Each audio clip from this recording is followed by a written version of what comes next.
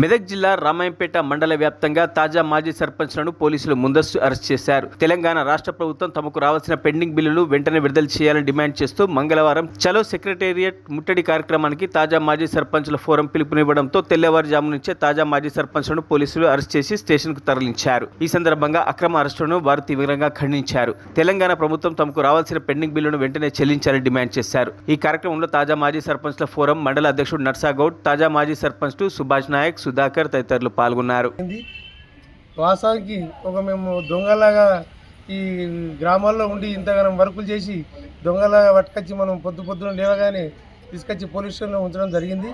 అందుకు ఈరోజు అసెంబ్లీ నడుస్తుంది కాబట్టి అందులోనున్న తీర్మానం చేసి గ్రామాలలో చేసిన పనులకు డబ్బులు విడుదల చేస్తారని మేము రాష్ట్ర ప్రభుత్వాన్ని కోరుకుంటున్నాము. మేము ఎవరికి ఏ ప్రభుత్వానికి అయినా సర్పంచ్ అయినప్పుడు అన్ని ప్రభుత్వాలకు సంబంధించి ఉంటారు కాబట్టి మేము గుర్తింపుతో గెలిచినడం కాదు.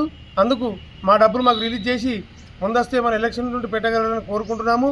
అలాగే ప్రజలకు కూడా వాస్తవానికి జనాలకు కూడా తెలుసు ఎవరెవరు ఎక్కడ పెట్టారు, ఏం వర్కులు చేసిన జనాలకు కూడా తెలుసు.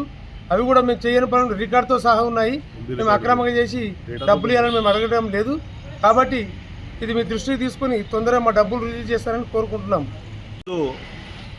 అసెంబ్లీ సమావేశాలు ముందు ఉన్నాయని గత 5 సంవత్సరాల నుంచి సర్పంచులుగా ఊర్ల గ్రామాల పనిచేసిన పెండింగ్ బిల్ల కోసం ఇలా ముందస్తు అరెస్ట్ చేసి మానసికంగా ఏదైతే రేవంత్ రెడ్డి గవర్నమెంట్ ఉందో మమ్మల్ని ఇబ్బందికరంగా చేస్తున్నాయి.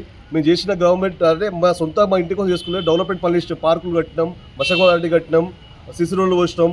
ఆయన ఏ పని చేసినా ఇంతవరకు ₹1 బిల్లులు ఇవ్వకుండా 10 లక్షలు, ఒక చిన్న గ్రామ పంచాయతీలో 15 లక్షలు, 20 లక్షలు అవి చేసిన అమౌంట్ ఇంతవరకు రిలీజ్ అవుతుంది. మా సర్పంచ్ చాలా మానసిక ఇబ్బంది పడుతున్నారు. ఆర్థిక పరిస్థితి అంతా ఇంట్లో ఉన్న భార్య బంగారం మీద కుదబెట్టుకుంటే పనులు చేసినా కూడా ఇంత పేమెంట్ రాలేదు.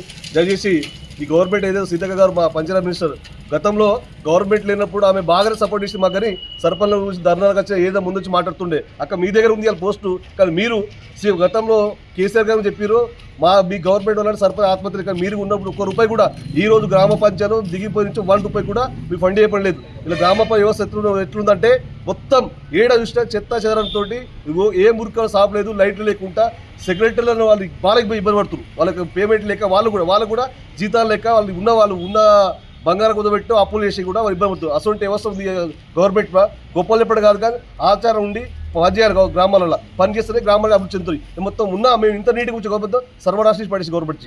అందుకే మరిన్ని అప్డేట్స్ కోసం మా ఛానల్ని సబ్స్క్రైబ్ చేయండి.